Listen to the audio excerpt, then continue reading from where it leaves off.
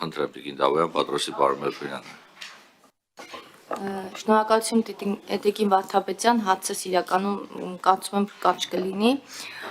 Խոսեցին գլխավոր դատախազության պետական եւ համայնքային շահերի պաշտպանության հայտ ներկայացնելու բացառիկ լիազորությունից եւ նշեցիք, որ 2024 թվականին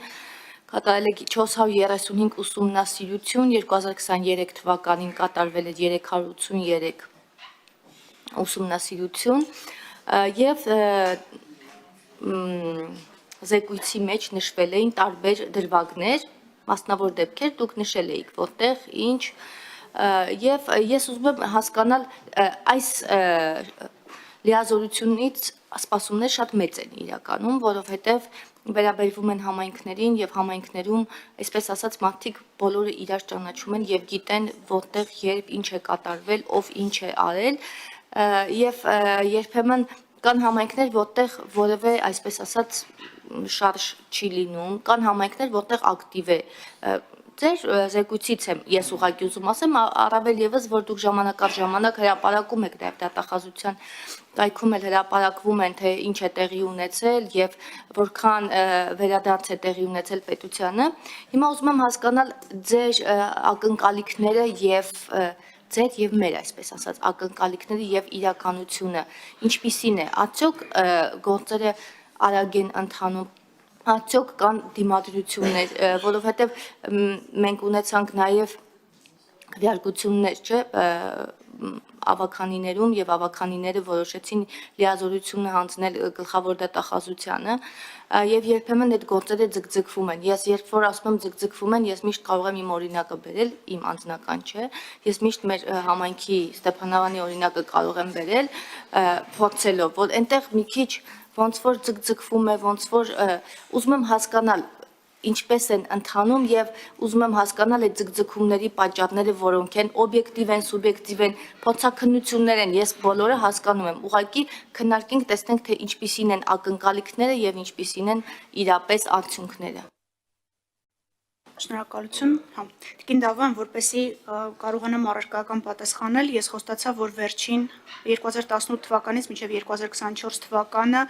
վերադարձված գույքերի եւ դրամական միջոցների վերաբերյալ տվյալներ կհրապարակեմ, եթե թույլ կտաք ձեր հարցի շրջանակներում հենց ասեմ, եւ նայեք, թե ինչ դինամիկա ունենք, ու այստեղ ես կասեմ մարտահրավերները ու ինչ ենք անում այդ մարտահրավերները հաղթահարելու ուղղությամբ։ Ուրեմն 18-24 թվականների ընթացքում ելի պետքա ձեր ուշադրությունը հրավիրեմ, որ միայն ապօրինի գույքը ինքնուրույն չի աշխատում, միայն համայնքային շահը ինքնուրույն չի աշխատում։ Մենք ինչ ենք անում, մենք ունենք ընթացիկ ավարտված քրեական վարույթներ նախաքննության փուլում, որտեղ վնաս են վերականգնում։ Ունենք դատարաններում ավարտված քրեական գործեր, որոնցով վնաս է վերականգնվում, որոնցով հաշտություն է հաստատվում, որոնցով վերջնական վճիռը մտնում է օրինական ուժի մեջ։ Այս երեք ուղղությունները ունենք պետական համայնքային շահերի պաշտպանության հայցեր ու հաշտություններ, գիտեք, հաշտությունը էլի դատարանն է հաստատում, մտնում օրինական ուժի մեջ, գնում են գրանցման բոլոր փուլերը անցնելու եւ առանձին ունենք զինվորական դատախազության կողմից կիրառված դատախազական ներգործության միջոցներ։ Ես այն չի եմ առանձնացնում, որտեղ սա վերաբերում է բուն երկրի պաշտպանության ոլորտին եւ 23 թվականից սրան գումարվել է նաեւ ապօրինի ծագում ունեցող գույքի բռնագանձման գործիքակազմը։ Այնտեղ հայցերն են եւ հաշտություններն են։ Այսինքն, sense որ մեխանիկական հաշվենք 7 թե 8 ուղղություն թվարկեցի հիմա, որոնցով որ վերադարձվում է ապօրինի դուրս բերված գույքը։ Ուրեմն ընդհանուր առմամբ Հայաստանի Հանրապետությանը եւ համայնքներին է վերադարձվել 18-24 թվականներին 210 միլիարդ 79 միլիոն դրամի, դա մոտավորապես 536 միլիոն 216 հազար դոլարի գույք եւ դրամական միջոց։ Բայց ինչն էր մեզ հետաքրքիր։ Այս ընդհանուր թվի 46%-ը 96 միլիարդ 934 միլիոնը, որը կազմում է 247 միլիոն 773 հազար դոլար, վերադարձվել է միայն 23 եւ 24 թվականներին, միայն 2 տարում։ Ես կարող եմ թվերը հատ-հատ ասել, բայց կարծում եմ ձանձրալի կլինի։ Ինչն է պատճառը։ Մենք երկու կարևոր մեզ համար պատճառ ենք առանձնացրել։ Առաջինը դատարան սկսել ենք ուղարկել ապօրինի ծագում ունեցող գույքի բռնագանձման հայցերը եւ այնտեղ 8 հաշտություն ունենք եւ սկսել ենք պետական ու համայնքային շահերի պաշտպանության հայցեր ներկայացնել։ Առաջին փուլում, երբ որ մենք սկսեցինք համայնքային շահերի պաշտպանության հայցեր ներկայացնել, մեր հայցերի մեծ մասը դատարանները սկսեց մերժել, որովհետեւ դատարանները սովոր չէր դատախազությանը տեսնել դատարանում։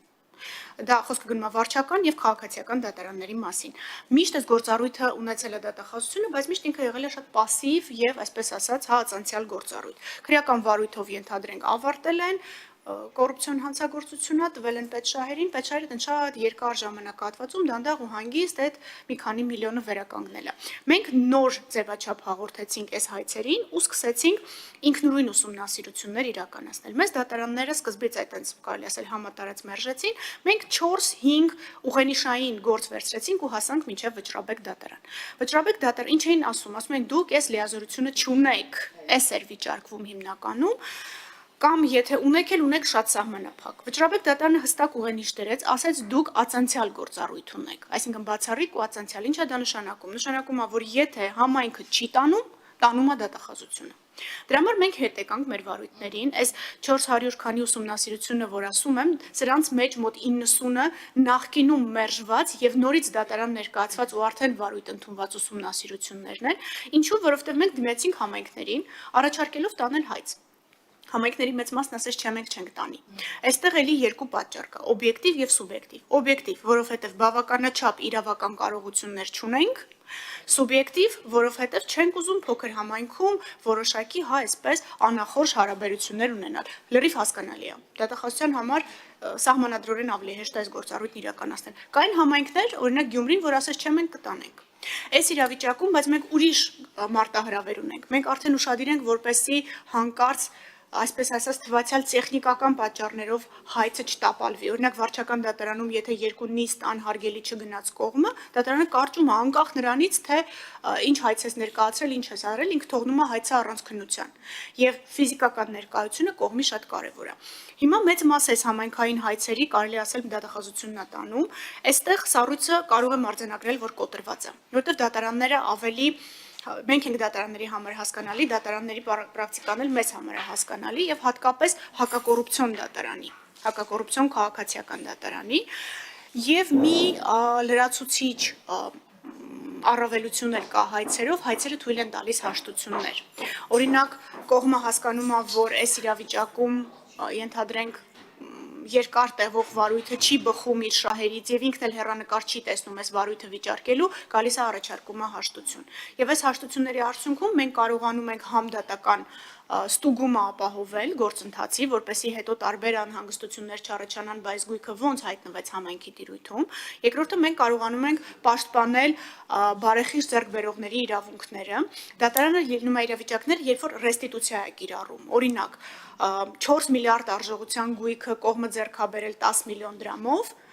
դատարանն ասում է համենք 10 միլիոն դրամը կվերադարձնես անձին, 4 միլիարդանոց գույքը կվերցնես։ Այսինքն մենք երրորդ բարեխիղճ ձեռքբերողների այսինքն խոսքը վերաբերում է երրորդ բարեխիղճ ձեռքբերողների։ Վճռաբեկ դատարանը այստեղ մի հրաշալի նախադեպ ունի, որ անցյալ տարի մեր բողոքի հիման վրա էր էլի տվել, ինչ էր հստակեցրել էր, թե ով է համարվում բարեխիղճ ձեռքբերող։ Շատ հաճախ անձինք, որոնք պնդում են, որ իրենք բարեխիղճ ձեռքբերող են, իրականում փողերի լվացման այս սխեմայի մեջ ներառված անձինք են, մենք դա քրեական վարույթներով կարողանում ենք տեսնել եւ այս դեպքերում ուղղակի չենք գնում այդ հաշտությունների կամ ռեստիտուցիաների։ Մենք ռեստիտուցիան նշանակում է, որ մենք վերադարձնում ենք փոխադարձաբար միմյանց ինչ ստացել ենք, օրինակ այդ 4 միլիարդանոց գույքը վերցնում ենք, 10 միլիոն դրամը հետ ենք տալիս։ Եվ այստեղ մենք ունենք որոշակի առաջընթաց, բայց Տիկին Դավոյան ունենք նաև փորձաքննություններ ստեղ չենք նշանակում, ստեղ մեր կյանքը մի քիչ ավելի հեշտ է, կադաստրային գործերը մենք ինքներս ենք ուսումնասիրում, մենք այստեղ բազաներին հասանելիության հետ կապված որոշակի մարտահրավերներ ունենք, որոնք հերթով լուծելով գնում ենք, որովհետև էլի բազաները, որոնք որ կան, դեռևս դատախազությունը ոչ բոլորին ունի հասանելիություն, մենք գրավոր ենք պահանջում, ստանում ենք, մի քիչ ժամանակ այդտեղ է գնում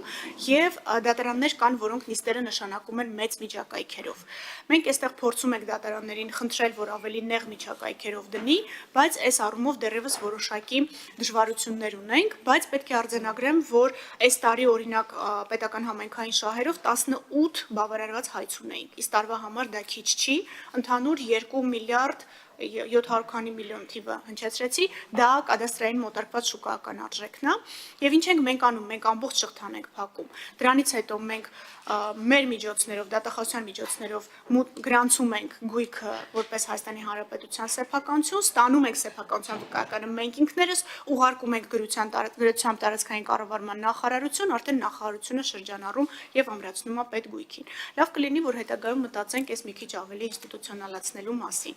Սրանք են մարտահրավերները, սրանք են մեր առավելությունները։ Ես կարծում եմ, որ զուգահեռաբար ապօրինի գույքի հայցերը եւ պետական ու համայնքային շահերի պաշտպանության հայցերը ինստիտուցիոնալացնեն այս մոտեցումը եւ մենք ամեն տարի ավելի շատ վերականգնումներ կունենանք այս երկու ուղղություններով։ Եվ դրա հաշվին նաև կնվազեն արդեն քրեական վարույթի շրջանակներում վերականգնումները, ինչի, որտեղ անձինք արդեն ինստիտուցիոնալ ճանապարհով, օրինակ նույն քրեական վարույթին զուգահեռ ներկայացված քաղաքացիական հայցով կնախընտրեն դատարանում հաշտությամբ պետության հետ, վերջնական համաձայնության գալ, քան օրինակ քրեական վարույթի շրջանակներում երկար ու ձիգ դատական նիստերով ի վերջո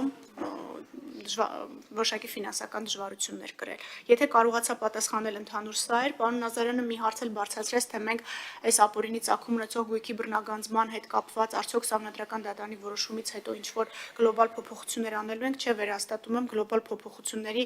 անհրաժեշտություն չենք տեսնում, մենք մանրամասն ուսումնասիրել ենք Սահմանադրական դատարանի դիրքորոշումը, այստեղ պրակտիկայի հստակեցում տեղի կունենա, բայց դա կլինի յուրաքանչյուր կոնկրետ հայցով, յուրաքանչյուր կոնկրետ ներկայացված հայցի շրջանակներում եւ նաեւ Սահմանադրական դատարանի դիրքորոշումները հաշվի առնելով մենք որոշակի հստակեցում կմտցնենք մեր ուսումնասիրությունների փուլում, որոնք գաղտնի են։ Այսքանը։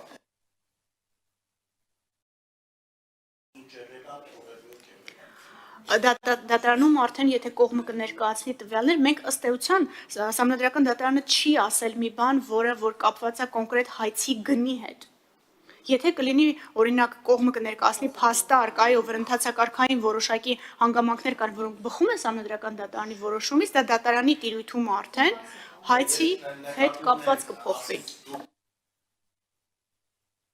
Դուք քննում եք գործը, բայց հիմա որոշ հանգամանքներ են իհարկե եկեք, դուք վերանայելու եք գործը միջև դատարան ուղարկելը, թե ինչ արել եք, թողելու եք, ուղարկելու եք դատարան, դա նկատի ունեմ։ Ես ստված այդ հարցին պատասխանեցի, ես ասի, որ պրակտիկայի հստակեցումը նաև ուսումնասիրությունների փուլին է վերաբերելու։ Այստեղ մենք գործ չենք քննում, այստեղ մենք ուսումնասիրություն ենք իրականացնում։ Ոնց որ պետական համայնքային շահերի պաշտպանությունով, այնպես էլ ապօրինի գույքի բռնագանձումով մենք ուսումնասիրություններ ենք իրականացնում, ու այս ուսումնասիրությունների արդյունքում, կարող է պրակտիկայի որոշակի հստակեցում լինի, դե բնականաբար ըստ այդմ կուղարկվի դատարան։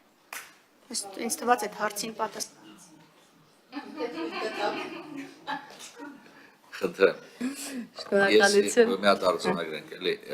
մենք ունենք պարոն Մելքոյանի հարցը, ել հարցեր ունենք, թե չէ իմանամ էլ այդ միշման կարիք կա, թե չէ։ Հարցեր լինելու են էլ, չէ։ Պարոն Մելքոյանի հարցով կավարտենք, որպեսզի իմանանք, էլի։ Խնդրեմ։ Շնորհակալ եմ Տիկին Վարդապետյան, դուք նշեցիք շատ կարևոր նկատառում ասացիք, բավականաչափ իրավաբանական կարողություն չունեն համայնքները։ Ես խնդրում եմ դուք դա միշտ ձեր աչքի տակ պահեք, որովհետև երբեմն այդ է խանգարում է համայնքներին ու շատ կարևոր է, որ դատախազությունը այդտեղ ավելի մեծ ներգրավում ունենա, որովհետև այդտեղ կաղում են հիմնականում բոլոր համայնքները եւ երբ ասացիք, որ բազաների հասանելիության խնդիր կա, այո կա, որովհետև շատ թղթեր պատահաբար կորել են, ինչ-որ դեպքեր են տեղի ունեցել ու միշտ պատահաբար, այդպես մենք չենք ասում դիտավորություն, սակայն շատ տարօրինակ ձևով շատ կարևոր փաստաթղթեր բոլոր համայնքներից եւ շատ համայնքներից կորել են եւ կարծում եմ այդտեղ ձեզ համար արդեն դժվարություններ մի փոքր կլինեն։ Եւ վերջի մի հարց չեմ ուզում տալ, ավելի շատ հիշեցում եմ ուզում անել։ Մենք 2021 թվականին գործարուցվեց Ստեփանավանի զորամասի հետ կապված, ես վստահ եմ, որ դուք հիշում եք, այնտեղ 180 միլիոնի հետ գումար պիտի կան, պետությանը պատճառվել էր մեծ վնաս, 180 միլիոնանոց գույքը ավելի ցածր գնով էր վաճառվել եւ այդ քրեական գործից որևէ նորություն չկա, որտեղ ես անընդհատ հետևում եմ ու երբ երաս մեկ զորամասի հետ կապված պրոցեսները տեղի ունեցան, ես ահագին, այսպես ասած, հույս էի ինձ ներշնչել, որ գուցե այդ մեր զորամասի հարցն էլ կլուծվի, որովհետև բավականին կարևոր տարածքի կխնդրեի, եթե բան կա ասելու դրա հետ կապված, ասեք, եթե չկա գոնե թեկուզ լիագումար նիստերի դահլիճում ձեր խոսքի մեջ ասեք, կամ ես գրավոր կարող եմ հարցում ուղարկել, շնորհակալություն։ Խնդրեմ Տիկին Գլխապետ։ Շնորհակալություն։ Տիկին Դավան, միայն Ստեփանավանի զորամասը չէ, եւս դրանից բացի 7 զորամաս է, հա հիմա ասեմ ինչն է պատճառը։ Բոլորը նույն սխեմայով էին դուրս բերվել Պաշտպանության նախարարության բալանսից, եւ այս բոլոր 8 զորամասերը մի վարույթում են հիմա քննվում հակակոռուպցիոն կոմիտեում եւ գտնվում են իմ հսկողության ներքո, որտեղ գիտեք, այդ երասխ 1-ով, երասխ 2-ով մենք ունենք արդեն, այո, վերադարձ, ոչ թե վերականգնում, որտեղ այս տարածքների հետ կապված մենք չենք համաձայնվում գումարային փոխհատուցման, մենք պնդում ենք, որ հնարավորության դեպքում, եթե բազմաթիվ այլոց իրավունքներ չեն խախտի, պնդում ենք, որ տարածքը վերադառնա, առաջիկայում սրանով նորություն կլինի, ուղղակի սխեման նույնն էր, ես մի տրամաբանության մեջ մի վարույթի շրջանակներում հավաքեցի, որպեսզի կարողանանք համակարգված քննել եւ այդ բոլոր փաստաթղթերը, այո, դուք որ նշում եք, մենք դժվարություններ ունենք այդ փաստաթղթերը ստանալու հետ կապված, բայց այդ փաստաթղթերը, այս կոռուպցիոն հանցագործությունները, որոնք գրավոր են իրականացվել, իրականում այդքան դժվար չի քննել։ Նույնիսկ եթե մի փաստաթուղթ բացակայում է, մենք այլ անուղղակի ապացույցներով կարողանում ենք հիմնավորել այդ փաստաթղթի գոյությունը, դրա համար այս 8 զորամասերի հետ կապված նաեւ հայցեր ունենք դատարաններում եւ քրեական վարույթ ունենք հակակոռուպցիոն կոմիտեում, որոնք առաջիկայում կարծում կլինեն արդեն հաղորդման մեջ։ Ինչի մի վարույթում ոչ թե ծանրացրել ենք, այլ սխեման նույնն է, անձինք տարբեր են, հա, սխեման նույնն է, դերակատարներն են նաեւ նույնը, դրա համար կարողանում ենք սխեման ավելի հեշտ վերհանել։ Այսքանն է, շնորհակալություն։ Չմոռանաք հավանել տեսանյութը եւ բաժանորդագրվել Civic AM-ի YouTube-յան էջին։